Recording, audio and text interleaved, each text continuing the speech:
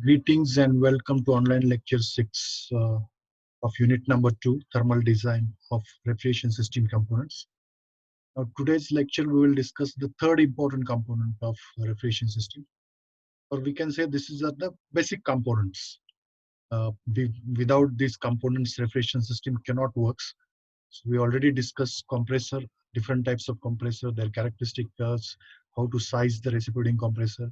As far as evaporator is concerned, we have discussed different types of evaporators, uh, their classifications, applications, and the design considerations, as well as the numerical part of DX evaporator. Now, this is the third important component, that is refrigerant condenser. The refrigerant condenser is the place or is the heat exchanger where the refrigerant, which is coming from compressor, and the state of that refrigerant is very high pressure and high temperature refrigerant. So that refrigerant needs to be condensed because it is at vapor state at the inlet of the condenser. It needs to be condensed with the help of available cooling medium. And this is the type of heat exchanger similar to our evaporator designing. Same design considerations are applicable, same equations are applicable. Now, first of all, we will discuss the different types of condensers to be used. So like evaporators, the condensers are also classified in a different way. They are not classified in generic way of heat exchanger. So here the condensers are mainly classified depending upon the external fluid which is to be used. So if the air is used for cooling, then such condensers are called as air-cooled condensers. If water is used for cooling, then it is called as water-cooled condensers. And if both air and water they are used or they are used in cooling the refrigerant or to condense the refrigerant, in that case, that condenser is called as a evaporative condensers. So mainly these are the three classes of condensers. Now we'll see first air-cooled condenser. So the air-cooled condenser, this is a schematic layout of the wire and tube type condenser, generally used in our refrigerator, uh, in domestic refrigerator. So this is a natural air-cooled condenser because there is no external agencies used to cool uh, the or to condense the refrigerant, and that's why because of the natural cooling, the area required is very large. So the fins are provided in order to enhance the rate of heat transfer after the condenser. So nowadays, some condensers are plain, some refrigerators are plain back. In those refrigerators, generally the condenser coil is submerged or it is a sandwich in the body itself, especially in the door part and side part. So it is circulated everywhere. That is also for marketing point of view, for aesthetic point of view, these condensers are generally sandwich in the body. But this is a thermodynamic point of view or performance point of view, that is not recommended because only aesthetic point of view, because in the that particular refrigerator is also called as a plain back refrigerator. But coil back refrigerator is more effective than the plain back refrigerator because here the heat dissipation rate is greater than the plain back. So plain back refrigerator, the only purpose is aesthetic because this back side, if it is plain, it looks good. Uh, but thermodynamic point of view or the effectiveness point of view, it is not desirable.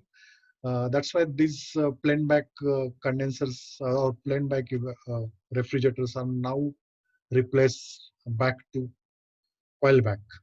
Especially in rating systems. So nowadays, now the available refrigerators are again with the coil back. So this is a natural air cooled condenser because then the atmospheric air is utilized to cool to condense the refrigerant in, refrigerant out.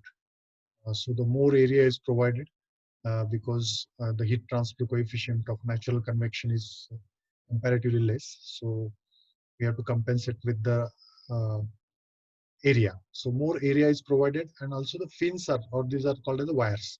Wires are provided at the back to enhance the rate of heat transfer. So this is the first configuration of natural air cooled. That is the first type of air cooled condenser. That is natural air cooled condenser. The second type is forced convection or the forced air-cooled condenser. So this is also a plate fin tube type condenser. So it's similar to. So this is the arrangement of this is the type uh, plain plate and tube type condensers. So these condensers, this is a Barrett condenser. So in forced air cooled, these condensers are also associated with the fan. So this is another model. So if you see previous, so this is refrigerant in, refrigerant out. And these are the plate fins and mainly used in window air conditioners, deep freezers, display coolers, small package air conditioners, car air conditioners. So the forced air-cooled condensers are not generally preferred for small systems, but even in large systems, they are used where there is a scarcity of water, especially in the Middle East and desert countries where there is a scarcity of water. So the large condensers, air-cooled condensers are also used.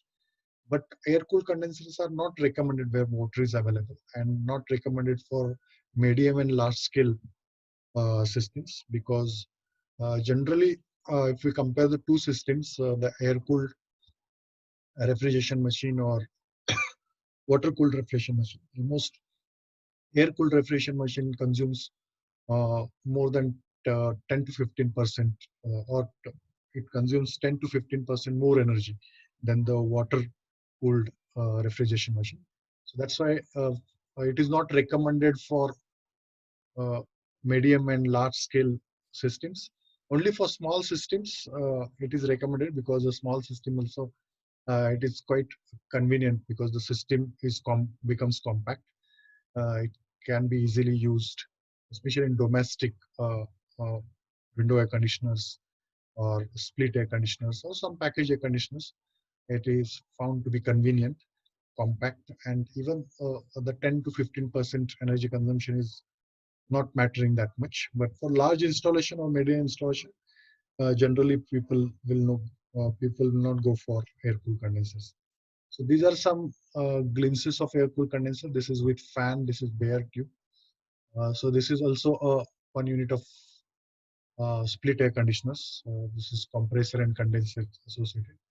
So like that, this is in the split air conditioners. There are two units: door unit and outdoor unit. Outdoor unit mainly it is called as the condensing unit, and it consists of a compressor along with the condenser as well. So this particular unit it also encloses compressor as well. But it is these are some slightly medium capacity where the two fans are used, and uh, further some medium and large scales. So such type of condensers are used. This is a typical condenser used in 100 TR refrigeration system. So more than almost 3 to 5 fans are used here. So this is condenser. So air is sucked from this sideways and it is written from the top. So the forced air is utilized to condense the refrigerant, especially where there is a scarcity of water. Then it is so. This is a large installation air cooled condenser. So it is fitted at the uh, location. So here on the it condenses the refrigerant with the help of fans and coil. So the large fans are used to circulate the air. So you can imagine the size because this is a truck, and you can imagine so this is a 1000 TR capacity plant, and in that plant this is used.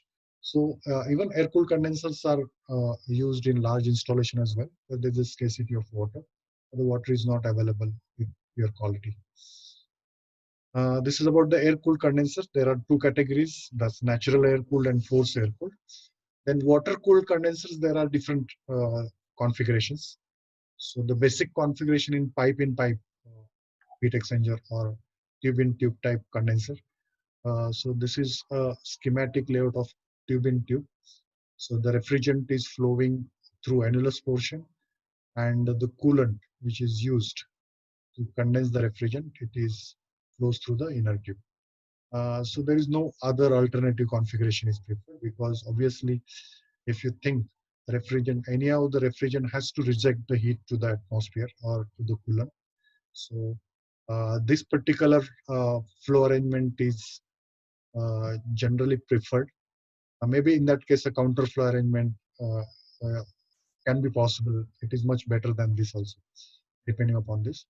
But the refrigerant through annulus portion and the coolant, or the cooling medium, in this case, water is used as a cooling medium through inner tube. It's a preferred or recommended flow configuration, because if the refrigerant flows through the outer uh, portion or the annulus portion, the double heat transfer area is available for rejection.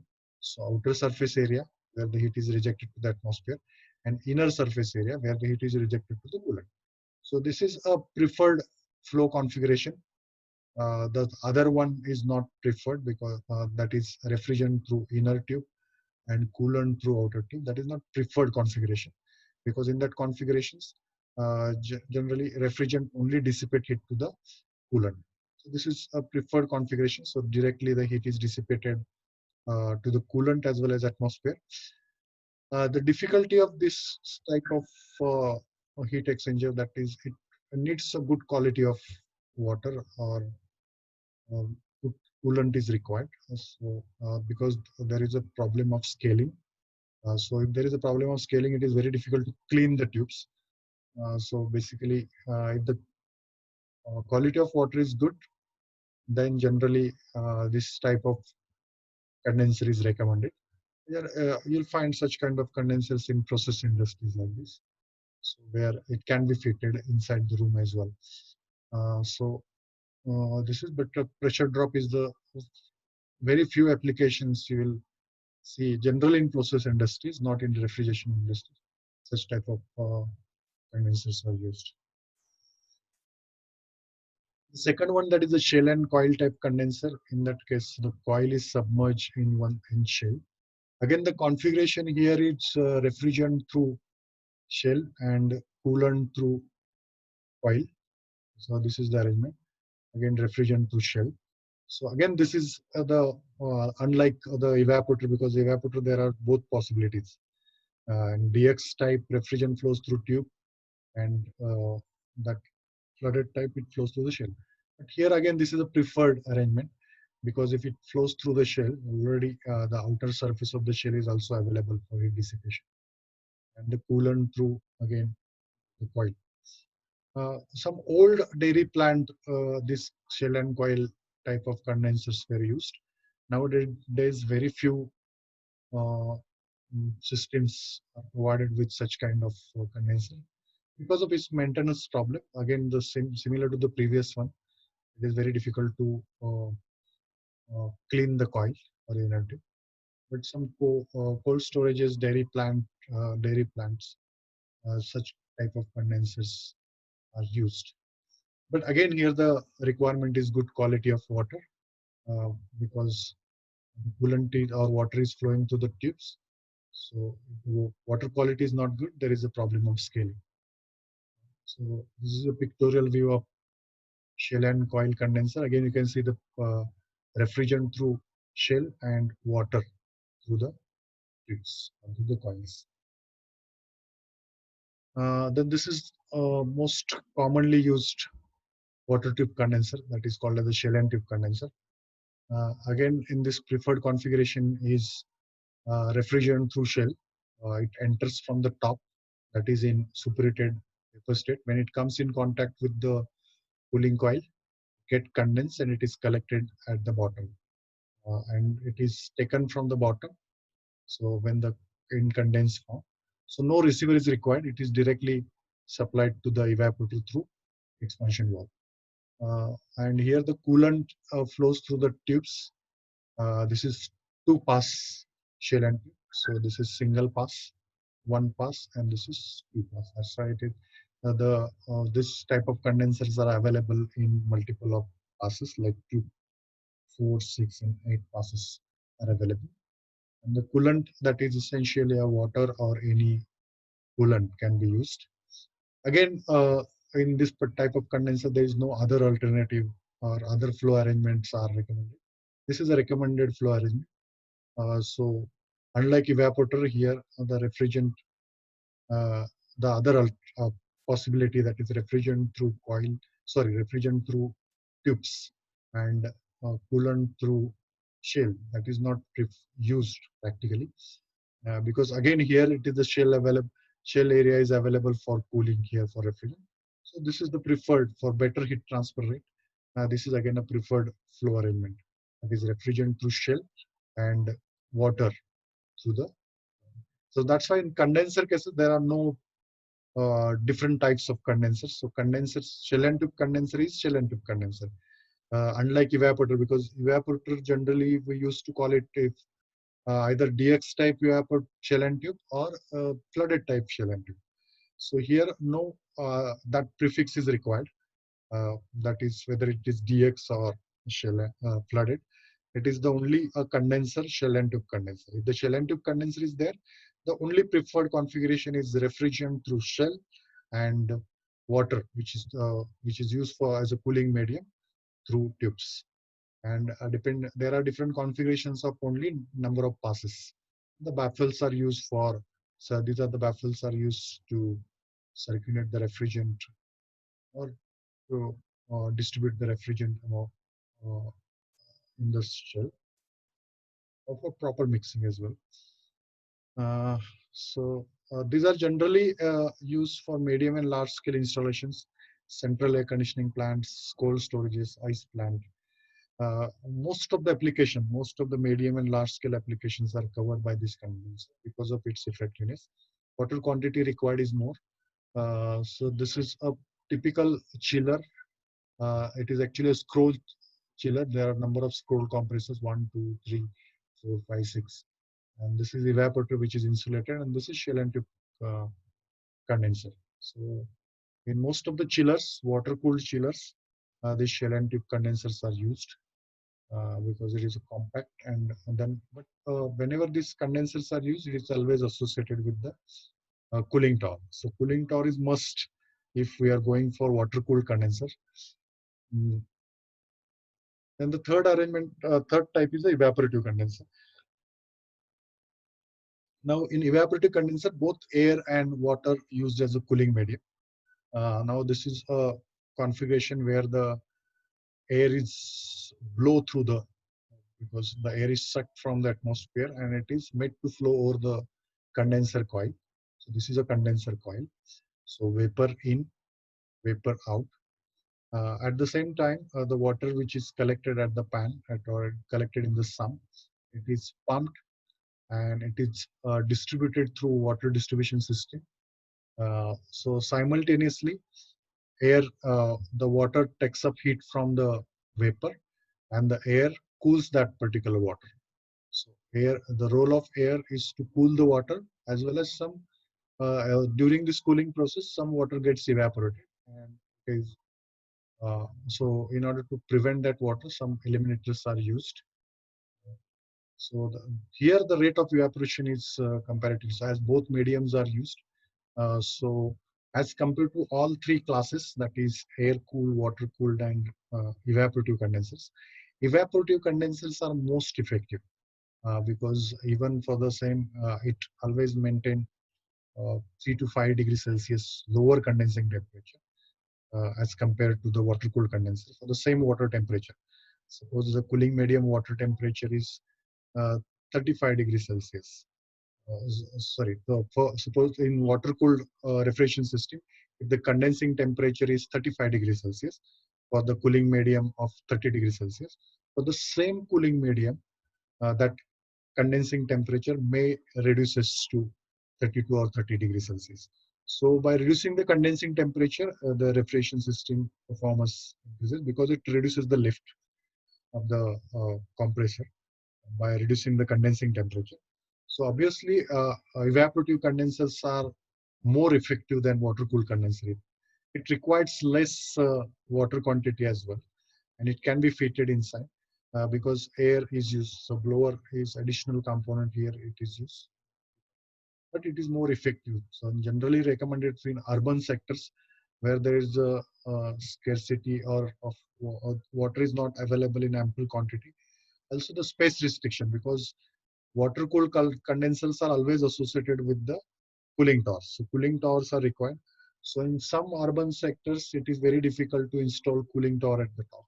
So in those cases, such type of compact condensers are used. So such condensers can be placed inside the room as well. Some in the same compressor room, we can place such kind of evaporative condensers. But some ventilation is required again there because of whatever the evaporation is taking place. So it increases the humidity and it affects the performance of the evaporative condenser. The humidity increases at that particular space. So the proper ventilation is also required for the room that is conditioned, but it can be fitted outside as well. So this is a typical evaporative condensers where it is called as a blow through. There are two configurations. Blow through means, so generally the air is made to flow over the condenser coil. So here the condenser coil is fitted. So inlet outlet you can see, and the air is taken from the outside and it is sucked and it is made to flow. So at the delivery side, so generally there is a possibility of back pressure on the this blowers. So this configuration is not preferred generally, but still it is preferred because if it is fitted at the outside, then there is a possibility of dust accumulation here, and it may uh, cause the problem of the fan as well. So the sideway fans are recommended here. But this is called a blow-through arrangement, that is evaporative condenser. And in this case, the disadvantage of this system is this condensers, it requires receiver because whatever the liquid is condensed here, it needs to be collected somewhere at the receiver. And then depending upon the load variation, then it's supplied to the evaporator through expansion valve. So evaporative condensers, cooling tower is not required, but the receiver is required. While in water-cooled condenser, cooling tower is required, but receiver is not required because shell itself acts as a, because the shell itself acts as a receiver. So in water-cooled condenser, receiver is not required, but uh, it requires cooling tower because whatever the water which is used for the cooling purpose, which is used for the cooling purpose, same water has to dissipate heat somewhere. So that heat is dissipated in the cooling tower, again with the help of cooling medium, that is air in that case. This is evaporative. We have said. The second type is the draw through. In that case, the fans are fitted at the top. So this is a comparatively preferred configuration because there is no possibility of back pressure because only it is sucked from the sideways, and there is no back pressure because it is directly delivered to the atmosphere. So there is no question of back pressure. So again, the same arrangement. The air is taken from the sideway. It is made to flow over the condenser coil. But as there is no, because this is a suction side of the fan, so there is no question of back pressure arises. So this is vapor in, that is liquid out, then a distribution, water distribution systems. It is pumped and distributed over the condenser coil. When it is distributed, then it takes up heat from the vapor refrigerant, resulting vapor get condensed, and the water uh, heated, and that heated water is being cooled with the help of air. So simultaneously, while cooling, some water droplets may evaporate, and it further improves its rate of evaporation. That's why for the same water temperature, it maintains 3 to 5 degrees Celsius lower condensing temperature. That is a very advantageous feature of evaporating condenser. So it reduces the compressor work and improves the system performance.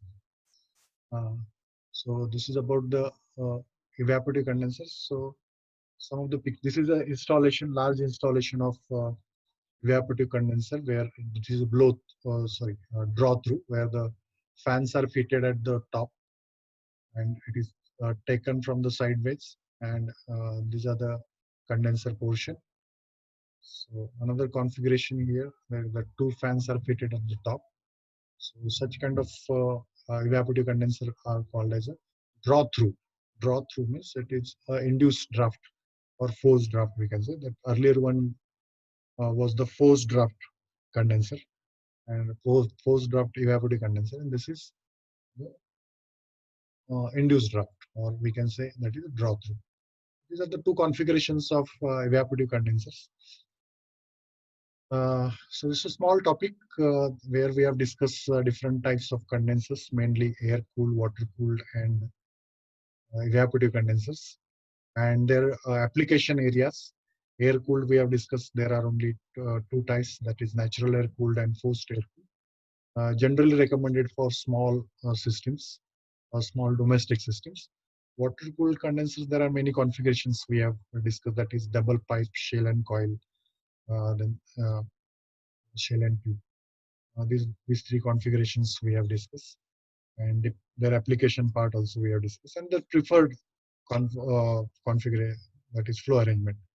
And third one, that evaporative condenser. Again, the evaporative condenser, there are two classes, that is blow through and draw through, and their advantages.